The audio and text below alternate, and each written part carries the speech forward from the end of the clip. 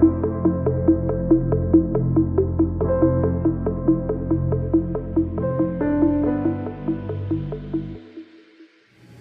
guys, it's Jake from GGSU. We're here with Dennis from Factory Mat Custom Goal Equipment, and he's going to tell us about his new setup. Why don't you tell us a little bit about yourself first, your background in the industry and that kind of stuff? I started in the business in 1987. Worked for one of the larger manufacturers for about 24 years, and then left and been doing my own thing for going on 4 years right now. But my objective was to start a small business that was very focused on building pro-level gear for all of my customers, not just the pros. So this is what I've come up with after being in the business since 1987. I've had an opportunity to look at a lot of gear, and this gear touches on all the things that, in my opinion, I think have been missing in gear for several years. So this is what I come up with. All right, so is there a series name, or is it just Factory Mat? And just factory modification and design. Custom built? Custom built. Your kind of specs, whatever you want, pretty much, right? Yep. Okay. Why don't we start with the leg pad? We can go through some of the features on that and why that separates it from the competition and that kind of stuff. Well, first of all, the leg pad is, it's not a core pad. So basically, there's not one big slug of, or two different density foams that are laminated together. Okay. It's still a layered system. I use Plastizote foam, which is the best foam you can buy in the world. And my pad offers a more traditional feel, whereas then it has some torsional twist. Oh, wow. And contrary to the belief of many people that just see the pictures of the pads, looking at the side profile, most people think that it's a stiff pad, but it's extremely flexible. And because we don't have a segmented internals on this pad, you won't find this pad, it doesn't squat, as you'll see some pads that have segmented internals. This first 6 months of the pad is great, but then what happens is the pad tends to drop, and you have to have it rebuilt. This pad is, I've sent it to the NHL schedule, and it's come back and it measures out the same height and that, so you don't get that breaking down in the internals of it. So someone who's playing not high-level hockey, they could wear these pads for 3, 4, or 5 years plus. Yeah, Okay. You get a ton of wear out of the pad, yeah. And someone who's playing higher level could probably they'd be great for a season. You can always repair them because you take them back. Absolutely. Usually when these come back, I've had a few pro returns. The biggest thing that they need is a little toe trim, which is a wearing part. I still do believe in top and bottom trim because it does make the pad more serviceable. I haven't done people ask me, why don't you do a bindingless pad? It's just not something that I see that has much value in it from my perspective. Absolutely.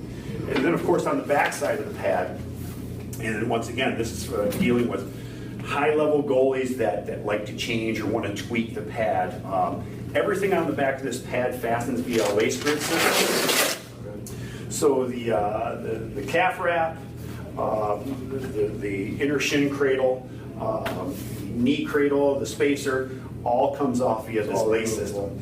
So what this does, the advantage that this has is, number one, I can deal with a customer remotely, a customer across the United States or out of the United States. I can make changes to this pad without them having to sit down in the shop. Okay. There's some really neat features in this too for the customer. If you want an open feel. Yeah, that's what I did with. You like it wide open? I like a wide open feel. Okay. Unlike that, about 95% of my customers do like that open feel. But for the guy that wants to feel more connected to the pad and tighter, we have this right here, which is a shim. If you hold that for me. Yep.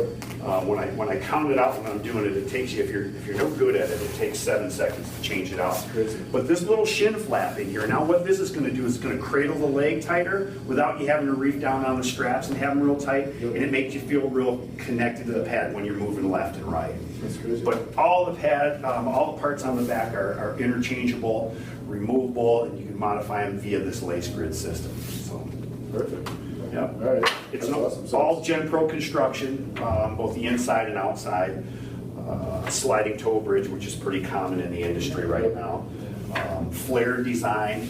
What this does when you're in the down position, it gives you absolute sealing of the ice all the way to the top.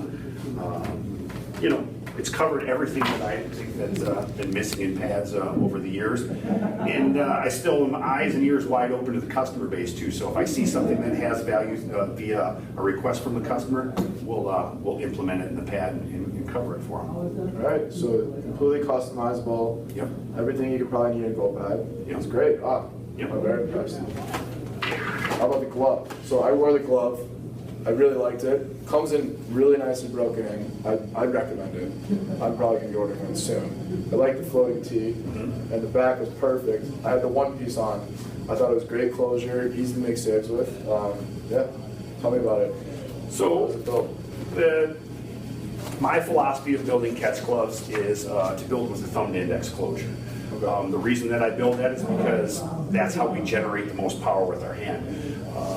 For instance, if I were going to try to keep you from running away, I'd grab you like this and you wouldn't get away. I take the thumb out of the equation, you pull your hand right out and get away. So a lot of people ask me, do you make a 65 degree or a 90 or a 70?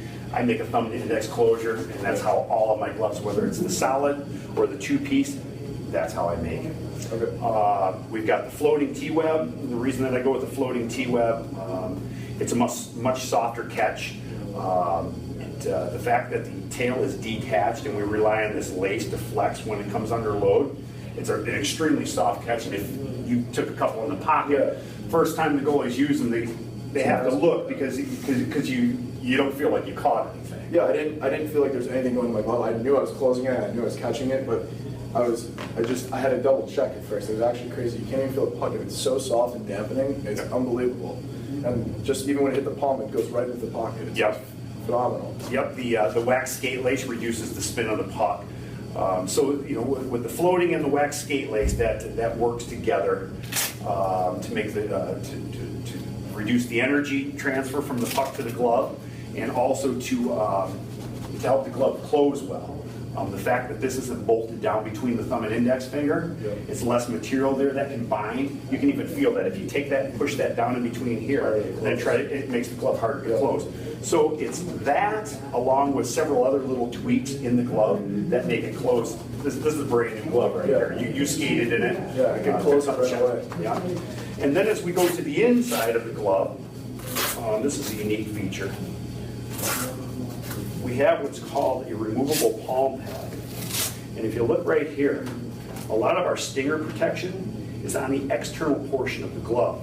So what this does is it gives you protection against stingers, but it doesn't add substance to the inside of the glove. Whenever you add substance between the catching surface and the backhand of the glove, it causes binding. It would be equivalent, to me telling you to touch your shoulder. You can do that just fine. Okay, now let's put a soccer ball in there and try to touch your shoulder. You can't do it. So we put all the stinger protection to the outside of the glove, and that allows us to have unbelievable protection, but also total flexibility.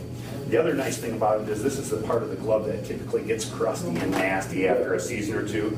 This thing comes right out via a lace or a Velcro system. And instead of you sending me the glove and saying, Dennis, beef the glove up or fix the palm, just shoot me one of these in the email and we take care of that, or in the mail, not the email. So we have the two-piece and the one-piece, same exact closure. Just the market has asked for a one-piece from us, so that's what we do. If you see the face of the glove opened up, it's the absolute largest surface that you can have per NHL spec. I don't curl the fingertips. I keep them flat because we want the biggest blocking surface that we can possibly have. And that's pretty much the glove for you. Pretty good product here. Thank you. All right, and then we'll do the blocker. Save it for last. Yep, blocker. Hands move back all the way. I build for the paddle down player. If a customer does want me to snub up the nose of it, I can move the hand. That's all customizable if you put in your order. We have a wear pad right here on the nose of the glove. So for those guys that like to retrieve the puck with the nose of the glove, this is going to wear before the nose of it does. Okay. And that's removable and as this well? is removable. So once again, this wears out. You don't have to send me the blocker. That's great, yeah. Just buy a new wear pad right there. Great idea, yeah. Really good finger protection. The lace and finger protection is made to lay on the paddle of the glove, so those pucks that ride up, that's going to protect your finger from getting a direct impact. Okay. Other than that, Blocker's a blocker. blocker's a blocker. If you're going to skip skimp on a block. All right, well, that's factory made, custom goaltending gear, and appreciate you for coming out. Thank you very much. Thanks a lot for the time.